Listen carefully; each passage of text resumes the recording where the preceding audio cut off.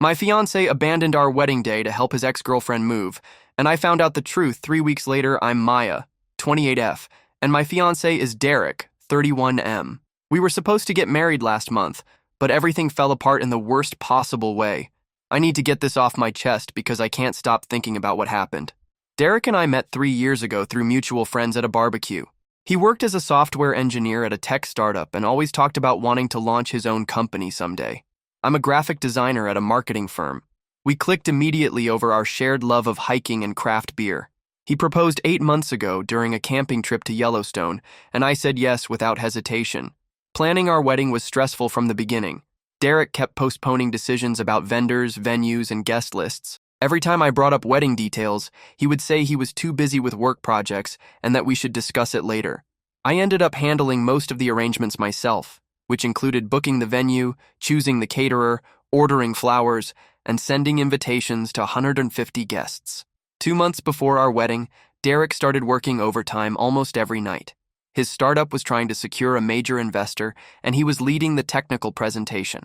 He would come home after midnight and leave before I woke up. We barely saw each other for weeks. When I complained about this, he said the investor meeting could change our entire future and asked me to be patient for just a few more weeks. 3 weeks before the wedding, Derek mentioned his ex-girlfriend Lisa, 29F, in conversation for the first time. They had dated for 2 years in college and remained friends afterward. She lived in Portland and worked as a veterinarian. Derek said she was going through a difficult time because her long-term boyfriend had broken up with her suddenly. I didn't think much of it at the time because Derek had never talked about her before. The week before our wedding, Derek's behavior became even stranger. He would step outside to take phone calls and claimed they were work-related. He spent hours texting on his phone, even during dinner. When I asked who he was messaging so frequently, he said his team was coordinating details for the investor presentation. I trusted him completely and didn't question this explanation. 2 days before our wedding, Derek received a call during breakfast. He went to the balcony to answer it and stayed there for over an hour. When he came back inside, he looked upset and distracted. I asked what was wrong, but he just shook his head and said everything was fine. That evening, he got another long phone call and spent most of the night pacing around the living room. The morning of our wedding, I woke up excited despite all the recent stress. Our ceremony was scheduled for 4 p.m. at a beautiful garden venue outside the city. Derek was supposed to pick up his tuxedo at 10 a.m. and then meet me at the venue by 2 p.m. for photos. I had my hair and makeup appointment at noon, followed by getting dressed with my bridesmaids. At 11 a.m., Derek called me while I was getting ready. His voice sounded strange and distant. He said he had to handle an urgent situation and might be late to the venue. I asked what kind of situation, but he just said he would explain everything later and promised he would be there in time for the ceremony. By 2 p.m., Derek hadn't arrived at the venue. Our photographer was waiting, and my bridesmaids kept asking where he was. I called him several times, but his phone went straight to voicemail. I texted him asking where he was and received no response. My parents and his parents were both asking me questions I couldn't answer. At 3 p.m., 1 hour before our ceremony, Derek finally called me back. He said he was dealing with an emergency and couldn't make it to the wedding. I asked him what kind of emergency was more important than our wedding day. He said Lisa was moving out of her apartment because her ex-boyfriend was harassing her and she had no one else to help her. He said she was having a panic attack and threatened to hurt herself if she had to face her ex alone. I couldn't believe what I was hearing.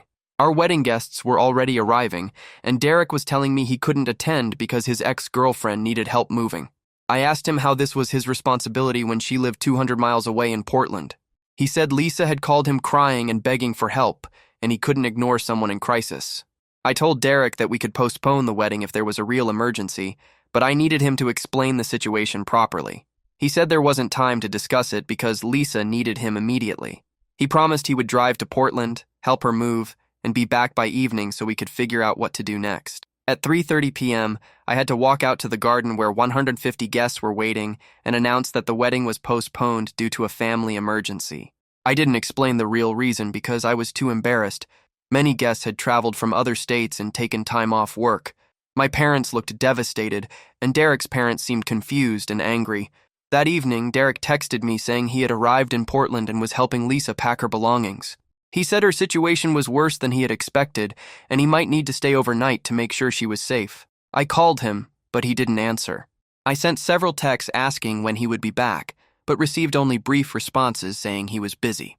The next day, Derek called me and said Lisa's moving process was taking longer than expected. Her ex-boyfriend had shown up at her apartment and caused a scene, so Derek felt he needed to stay until she was completely settled in her new place. He said he would be home by Monday, and we could start planning a new wedding date.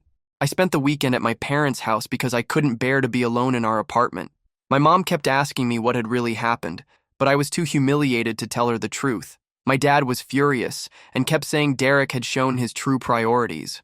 I defended Derek and said he was just being a good friend to someone in crisis. On Monday, Derek came home and tried to act like everything was normal.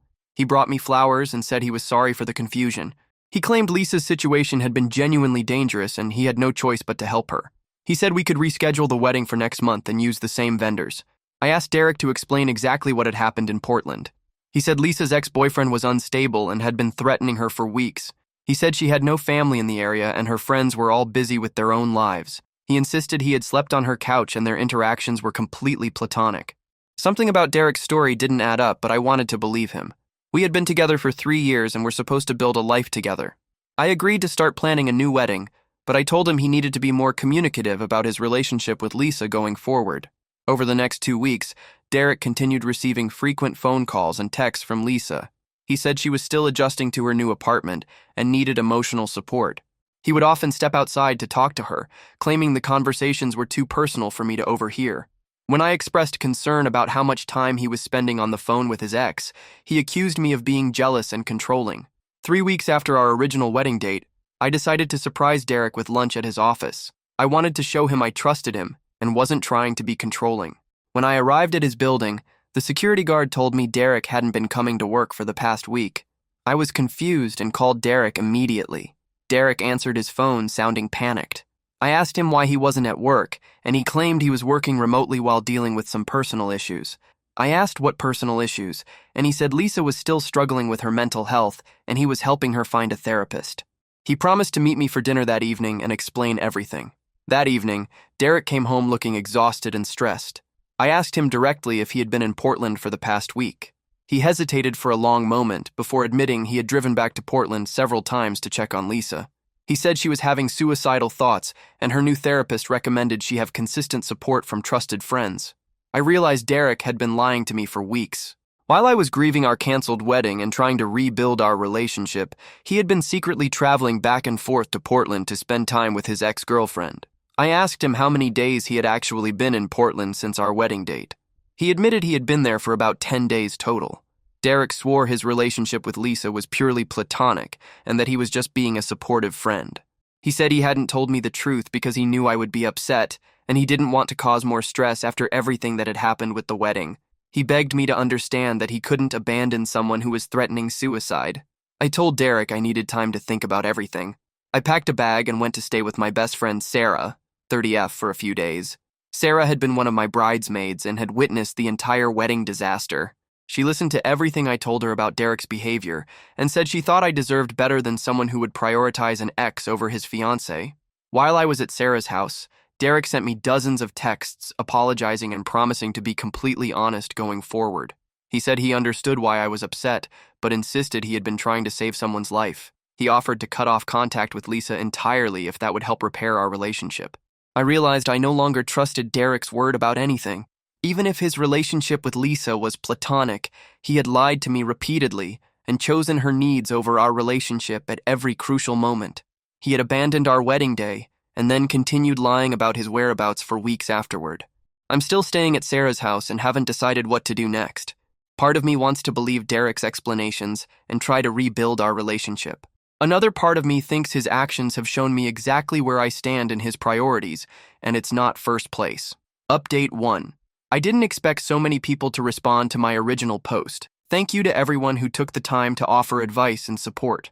A lot has happened since I wrote that post, and I need to share the latest developments. After staying at Sarah's house for a week, I decided to give Derek one more chance to prove he was committed to our relationship.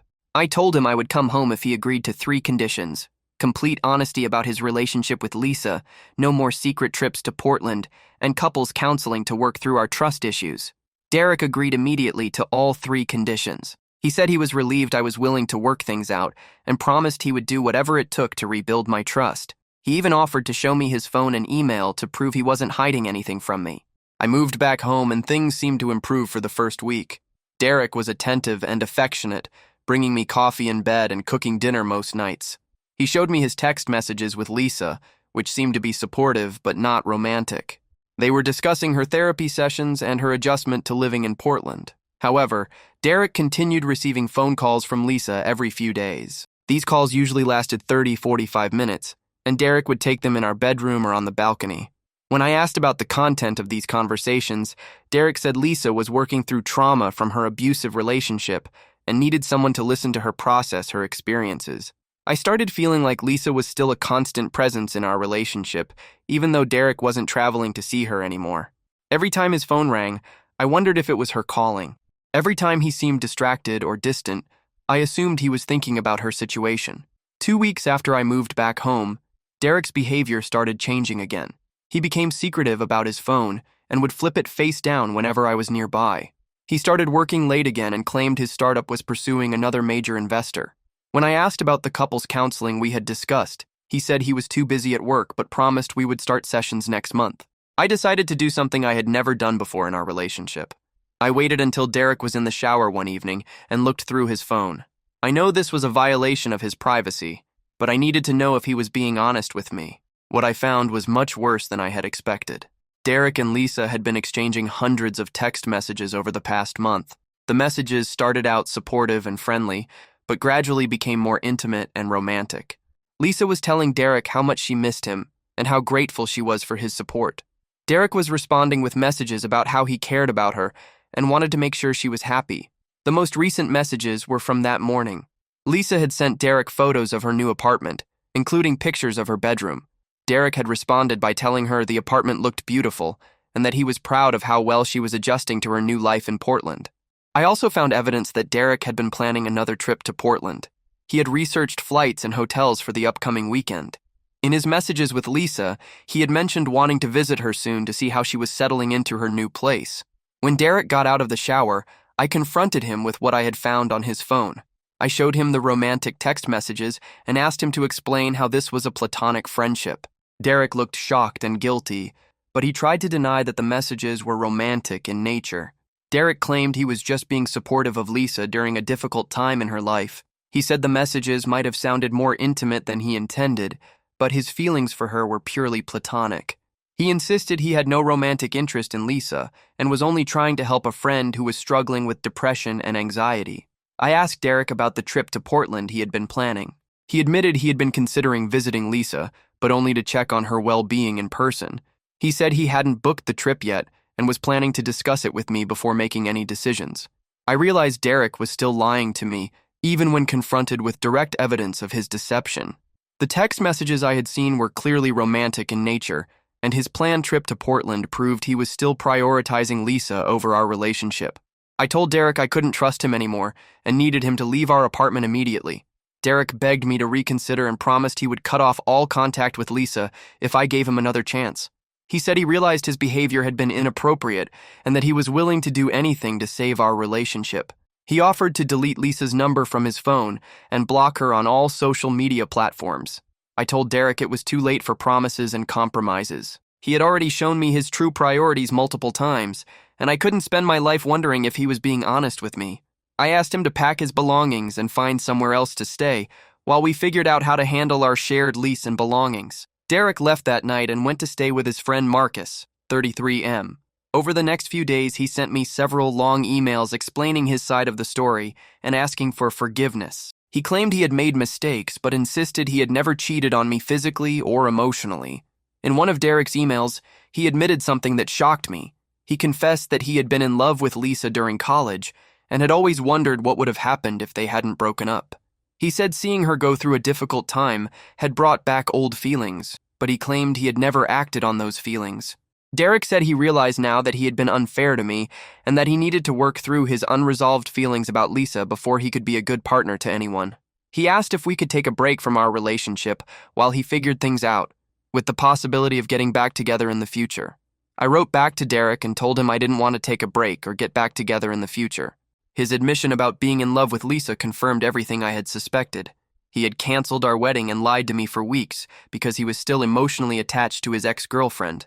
I told Derek I would be moving out of our shared apartment at the end of the month. I had already spoken to Sarah about becoming her roommate, and she had agreed to let me move into her spare bedroom. I asked Derek to communicate with me only about practical matters like our lease, utilities, and shared belongings. Derek's parents called me several times over the next week asking me to reconsider. His mother said Derek was devastated and realized he had made a terrible mistake. His father said Derek was willing to do anything to fix the situation, including cutting off all contact with Lisa permanently. I appreciated Derek's parents reaching out, but I told them my decision was final. Derek had repeatedly chosen Lisa over me, even on our wedding day. I couldn't build a marriage with someone who was still in love with another person. My own parents were supportive of my decision to end the relationship. My mom said she had suspected something was wrong when Derek canceled the wedding, but she hadn't wanted to interfere. My dad said he was proud of me for standing up for myself and not settling for someone who couldn't prioritize our relationship. I'm now living with Sarah and trying to figure out what comes next. Some days are harder than others, but I know I made the right decision. I deserve a partner who chooses me first, especially on important days like our wedding. Update 2. I need to share what happened because I still can't believe how much worse this situation became. Some of you might remember my previous posts about Derek canceling our wedding to help his ex-girlfriend Lisa move, then continuing to lie about his relationship with her. After I moved in with Sarah, I thought the worst was behind me. Derek and I were communicating only about practical matters, and I was starting to feel like I could move forward with my life. I had started dating again and was feeling more confident about my decision to end things with Derek. About 6 weeks after our breakup, I received an unexpected phone call from a woman I didn't recognize. She introduced herself as Amanda, 32F, and said she was calling because she had information about Derek and Lisa that I needed to know. At first, I thought this might be some kind of prank or scam, but Amanda knew specific details about my situation that hadn't been shared publicly. Amanda explained that she was Derek's co-worker at the tech startup. She said she had been friends with Derek for about 2 years and knew about our relationship and canceled wedding. Amanda said she was calling because she had recently learned something about Derek's behavior that made her uncomfortable, and she felt I deserved to know the truth. According to Amanda, Derek had been having an affair with Lisa for several months before our wedding date. Amanda said Derek had confided in her about his relationship with Lisa, claiming that Lisa was the love of his life and that he had made a mistake proposing to me. Amanda told me that Derek had been traveling to Portland regularly since January, not just after our canceled wedding as he had claimed. She said Derek had been using work trips as cover for his visits to see Lisa. Amanda had access to Derek's travel expense reports and had noticed multiple trips to Portland that weren't related to any business meetings or conferences. I asked Amanda why she was telling me this information now, several months after the fact. She said Derek had recently asked her to lie to me if I ever contacted her asking questions about his whereabouts during our relationship. Amanda said this request made her realize Derek was continuing to manipulate the situation, and she decided I deserved to know the truth. Amanda also revealed that Derek had been planning to break up with me for months before our wedding. She said Derek had told her he didn't know how to end our engagement without looking like the bad guy, especially since wedding invitations had already been sent out. Amanda said Derek had been hoping I would discover his affair and break up with him first. According to Amanda, Derek's story about Lisa's ex-boyfriend being abusive and unstable was completely fabricated. Amanda said Lisa had broken up with her previous boyfriend amicably and had been single for several months. The moving crisis that supposedly required Derek's help on our wedding day had been planned in advance as an excuse for Derek to avoid the ceremony. I was shocked by everything Amanda told me, but part of me wasn't entirely surprised. Derek's behavior during our relationship had become increasingly suspicious, and his explanations had never made complete sense. Learning that he had been planning to avoid our wedding for months actually explained a lot about his reluctance to discuss wedding details and his general detachment during our engagement. Amanda offered to provide me with copies of Derek's travel expense reports and other evidence of his affair if I wanted proof of what she was telling me.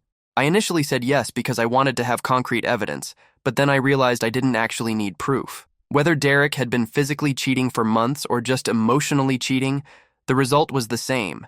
He had betrayed my trust and manipulated me throughout our relationship. After my conversation with Amanda, I felt a mix of validation and anger. I was glad to finally understand what had really been happening, but I was furious that Derek had let me blame myself for our relationship problems. I had spent months wondering if I had been too jealous or controlling, when Derek had actually been having an affair the entire time. I decided to call Derek and confront him with what Amanda had told me. When Derek answered the phone, I told him I knew about his affair with Lisa and his months of lying and manipulation. Derek initially tried to deny everything, claiming Amanda was making things up because she was jealous of his relationship with Lisa. When I pressed Derek for details, he eventually admitted that he had been romantically involved with Lisa since early in the year. He said he had reconnected with Lisa through social media and realized he still had feelings for her. He claimed he had tried to end things with Lisa multiple times because he didn't want to hurt me, but he couldn't stay away from her. Derek said he had been planning to break up with me after our honeymoon, but he lost his nerve when he saw how excited I was about the wedding. He said he had hoped his feelings for Lisa would fade after we were married, but they only grew stronger. Derek claimed the wedding day crisis had been Lisa's idea, not his. I asked Derek why he had continued lying to me even after I discovered his relationship with Lisa. He said he had been hoping we could work things out and that his feelings for Lisa were just a temporary infatuation. Derek claimed he realized after our breakup that I was the person he actually wanted to be with, not Lisa. I told Derek I didn't believe anything he was saying anymore. He had lied to me for months about fundamental aspects of our relationship, and I couldn't trust any of his explanations.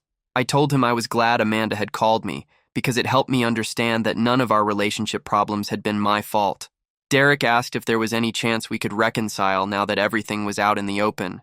He said he had ended things with Lisa and was willing to do whatever it took to earn back my trust.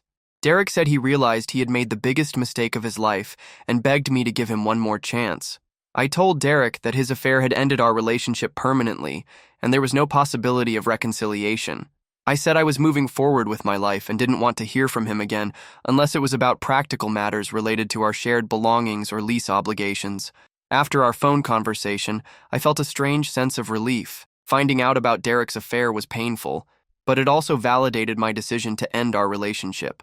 I no longer had to wonder if I had been too hasty or if I should have tried harder to make things work.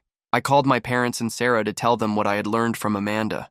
My parents were angry on my behalf but said they were proud of me for handling the situation with dignity. Sarah said she had suspected Derek was cheating, but hadn't wanted to say anything without proof. Over the next few weeks, several mutual friends reached out to me after hearing about Derek's affair.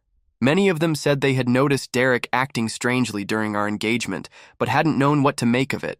A few friends admitted they had seen Derek with Lisa at restaurants and coffee shops around town, but hadn't realized the significance at the time. I realized that Derek's affair had been much more public than I had initially understood. He had been taking Lisa on dates in our own city while maintaining the pretense of a committed relationship with me. The fact that multiple people had witnessed this behavior made me feel even more humiliated and angry. I'm now focusing on rebuilding my life and moving forward from this experience. Some days are still difficult, but I'm grateful to finally know the truth about what happened.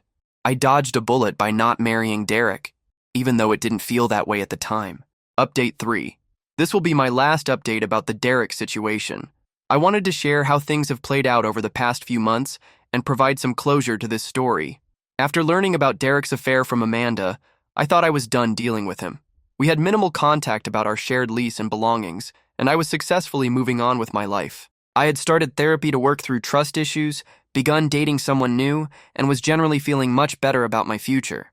3 months after my last update, Derek contacted me out of the blue asking if we could meet in person.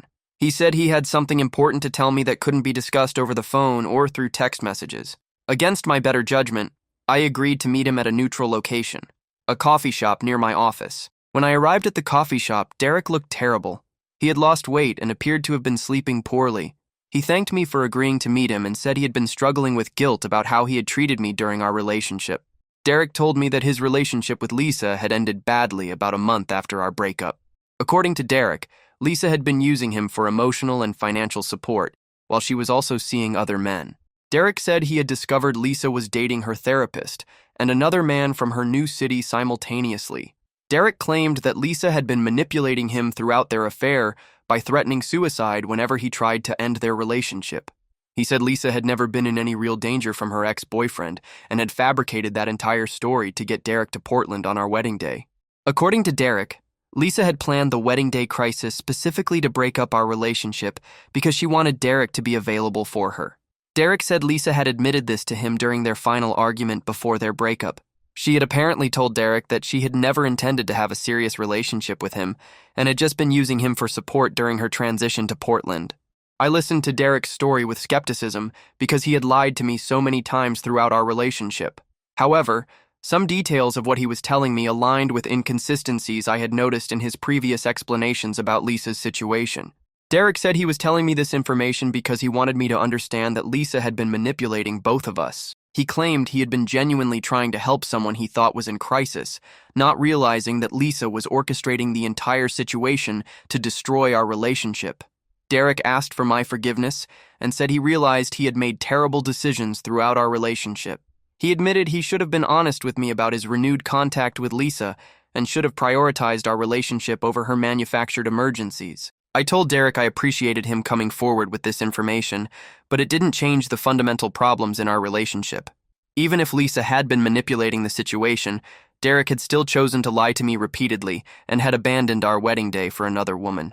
Derek said he understood why I couldn't forgive him, but he wanted me to know that he had learned from his mistakes. He said ending our relationship was the biggest regret of his life and that he would do anything to change what had happened.